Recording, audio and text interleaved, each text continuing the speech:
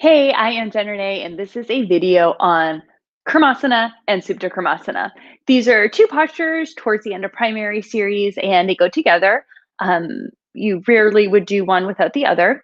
They kind of build on each other. There's a lot of actions here in these postures. It is the deepest forward bend you've ever done in the Ashtanga Yoga System. Huge external rotation of the hips. It is an internal rotation of the shoulders. So there's a lot of actions of the shoulders that happen. So Supta Kurmasana is it's a really different posture than a lot of the other ones that you've done up until this point in primary series. Again, the fact that it's such a deep forward bend, the internal rotation of the shoulders, the external rotation of the hips all make this one complicated because now you're bending so far forward, you're in such a deep forward bend that your arms are actually behind, like your legs are behind you. It is there's just so many actions in here. So things you want to think about when you're working on this pose: keeping your core engaged, because that's going to keep your back safe. So really tap into the strength of your core, keep it strong, and think about working the different steps here. Because if you're new to Ashtanga, going directly into Supta Kurmasana can just be very, very demanding. So you want to work little baby steps. I like to practice this posture with blocks. I usually use one block, but I have here two to demonstrate with. So you might want to try this with blocks as well. And I also like to have a strap nearby to help with the bind for Kurmasana. Or for Supta Kurmasana. Let's start by looking at Kurmasana. So Kurmasana is the one that comes first. To do Kurmasana, I won't be showing you the vinyasas today, but you come into this deep forward bend. And the legs are open pretty wide. So I'm just going to kind of ease my way into it. I don't want to move too quickly. And, depending on your body, easing the way into it might be a good call for you too. So you kind of just start in this forward bend, and then I'm going to start sliding my arms behind my legs. So this is kind of step one. Let me show you a different angle so that you can see what's going on here.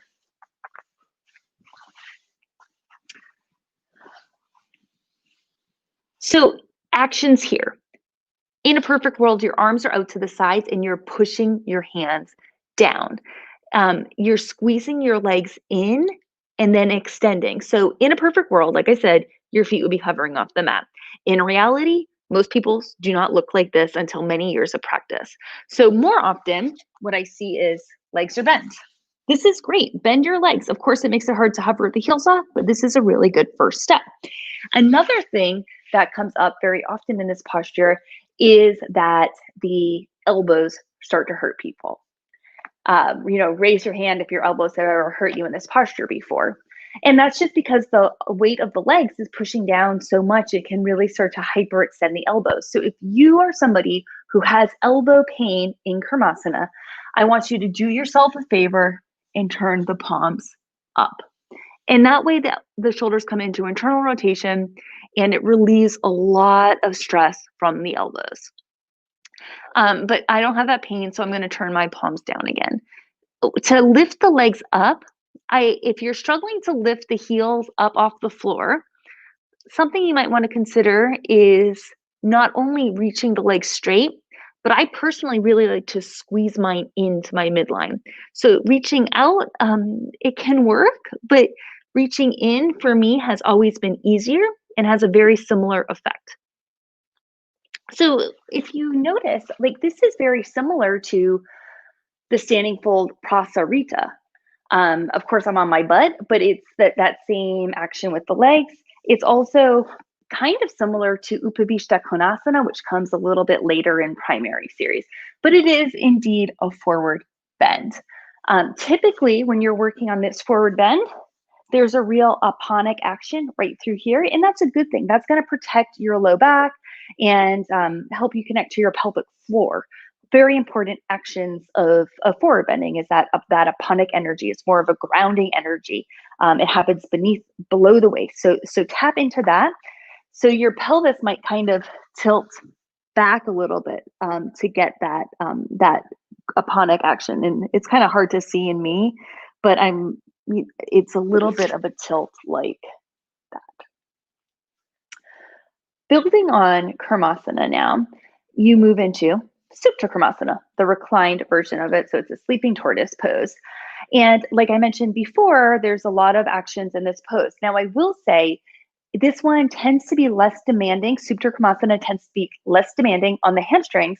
So Supta Kurmasana for some people might be easier. So I wouldn't get too hung up on perfecting Kurmasana before you move forward to Supta Kurmasana, because I've worked with a lot of students who find Supta Kurmasana to work better for their body type and to be a little bit easier.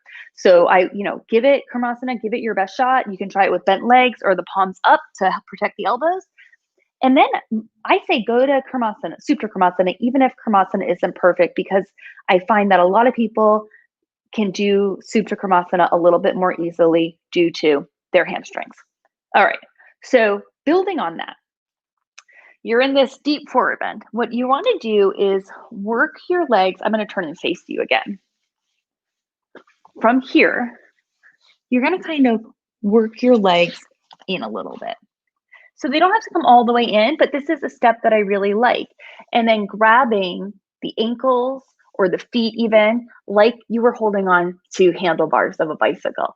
So you're going to pull these handlebars and then just start to kind of rock from side to side a little bit and see if you can kind of rock your shoulders underneath your legs and keep pulling yourself forward here. Let me spin around and show you my side view again. So I come into this forward bend, and then I'm pulling myself here. I'm just pulling myself forward into it and pulling myself down into it. And you can spend as much time there as you need until you start to feel like you're really getting into it. But that's one step that I really like. The next step that I really like here is to use a block. So depending on your proportions and your tightness or your openness, you would use 1 to 2 blocks. I'll demonstrate first with 2. You just put both feet up here on the block, and then you can kind of tuck underneath it. And I'm holding onto the block while I'm here, and I'm pulling myself down and forward. So that becomes a pretty intense stretch for me. So that's one way. For some people, you might find that it's easier or just feels more natural on one block only because you're down a little bit lower. So you could do the same thing here on one block.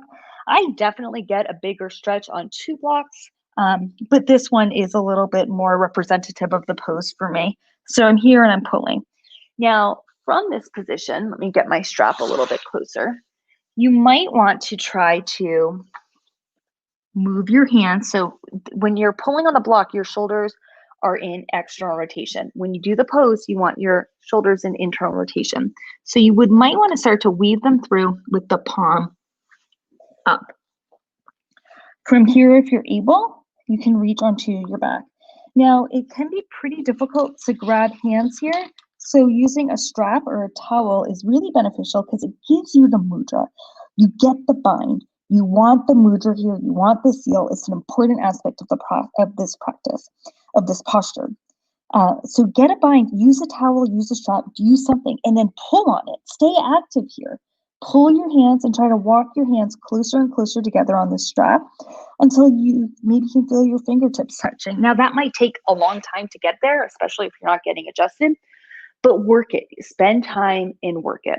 So typically when somebody's working this pose, I suggest working the shoulders and the legs separately. So that's how I would have you working on your shoulders. Or alternatively, if you're just nowhere near it, you could also try one arm at a time. So sending one arm underneath and then the other arm and grabbing. So I only am going underneath one leg right now, kind of pulling under, getting the right side tucked underneath my right leg. So that's basically like a half Kurmasana or Supta Kurmasana. Then I'll do the same thing on the other side. Just do that half. So I'm working on opening the shoulders and tucking myself under. These are all ways that the steps that you take until you get to the total final posture. And these steps might take days, weeks, months, years. Everyone's different. Everyone's going to move through this differently. But it's important to realize that very few people go from 0 to 60. You have all these different steps. So those are ones that I really like. Now, eventually you want the legs crossed, the ankles crossed, and the feet, the hands together. So often what I'll have people do is then start to work on crossing the ankles, but not worrying so much about the feet right now. So you can just kind of walk, or the hands. So you can kind of cross your ankles a little bit and work your hands together. Mine are not touching right now, but I have my feet, and that's another step. So usually I'll do both. I'll grab the bind, I'll work that for 5-10 breaths. I'll let go of the bind, I'll cross my ankles, I'll work that for 5 and 10 breaths. And that's what I have my students do. Another thing that I really like to work in this pose, and this helped me tremendously when I was first learning the posture. So I will tell you, this was a super difficult posture for me to learn. Mine still looks very different from a lot of other people's. I'll show you how I get into it completely in one moment. And for the longest time, I was convinced that my shoulder blades, my collarbones rather, were going to pop. I just felt so much tension along my collarbones here. I really thought that they were going to pop. So what I started doing was putting my head on a block like this. This is a yin pose. So you're in a big diamond shape with your legs.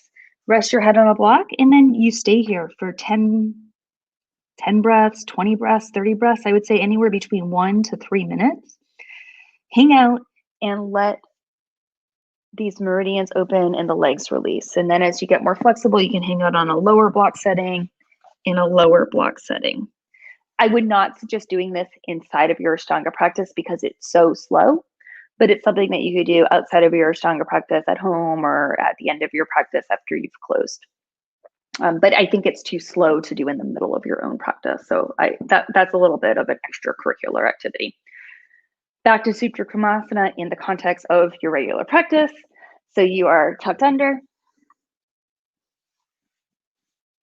And then from here, what I do is I rock from side to side. Probably better if I can show you my front view from here. So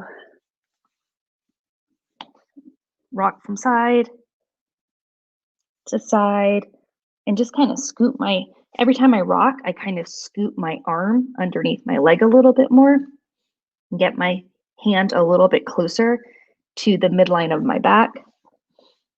Just kind of, again, this side, when I rock over to the side, my arm scoots underneath my leg a little bit better. And then I can eventually make that bind really easily. So I do a lot of that rocking. Now that my shoulders are open enough and my back's feeling a lot looser after playing with this pose for a little while as well, I'll do the final thing for me is crossing my legs. So some people like to cross their legs first. I always get my shoulder bind first and then cross my legs. Play with it both ways and see what works for you. But like I said, for me, I get the hand bind first and then I work on my legs. So I will just show you the way I get into this pose. Like I mentioned, it's a little bit different than a lot of other people. I don't like to sit up and put my legs behind my head first, and I don't usually teach it that way. Yes, that works better for some people. But that's a posture from second series. So in the context of primary series, you don't actually have to have your legs behind your head in Supta Kurmasana. For some people, that works. For other people, they bind in front of their head. It's like I said, it'll be a little bit different for everybody depending on your proportions. But sitting up and putting your feet behind your head and then sitting down and taking the posture really is more of a second series pose than a primary series pose. So I usually don't have beginners work on that because it's too hard on the body. You can work on that later when you're working on second series. Okay, so final thing, I'm putting all these pieces together now. I'm gonna rock a couple times, try to really tuck the shoulders behind my legs, rock, rock. I even am grabbing my butt a little bit and pulling, and I catch my bind. And then from here, I heel toe my feet together. And it's not very good right now, but I do have my feet crossed and my hands crossed. I didn't get much movement from that bottom leg. But typically that's what I do is I kind of heel toe together until I can cross my ankles and then stay with the bind from there. So I think the most important thing to remember about Supta Kurmasana is it's just a little bit of a journey. It's just usually not one of those postures that happen overnight for people. Proportions play into it, and there's, it's hamstrings, hips, back, and shoulders. So it's like all these joints in one pose. So my suggestions are to really work forward bends, to work those internal postures with the shoulders, like Parshvottanasana or your binds in the Marichasanas. And then to also look ahead and think of how postures like Upavishta Konasana A and Baddha Konasana can help you with this pose. So, if I were teaching somebody in the Mysore room, I would maybe leave them on this pose for a couple of weeks, but I wouldn't, I wouldn't leave them there forever because I do think those postures ahead are just hugely beneficial to making this pose easier. So you've got to look at the series as a whole. If you get too hung up on one pose in a series, you miss a lot of that benefit. Because so often the postures that come after the pose you're working on help you with where you are right now. So with that is my spiel on Kurmasana and Supta Kurmasana. My primary series interactive online study is starting just in about 10 or 12 days, January 16th. And that's a 6-week long course with workshops every weekend on primary series, guided classes, pre-recorded content, and live interactions with me. I also watch you practice so that you get feedback on your practice. So it's a really great course. I only offer it once a year. If you're interested, click that link and check it out. You can always ask me questions about it. I am happy to answer. And I hope that these suggestions help you. So please let me know if they help you. And if you need any more help, stick some, right in the comments and I'll get back to you. Thank you for tuning in. Have a great day, everyone.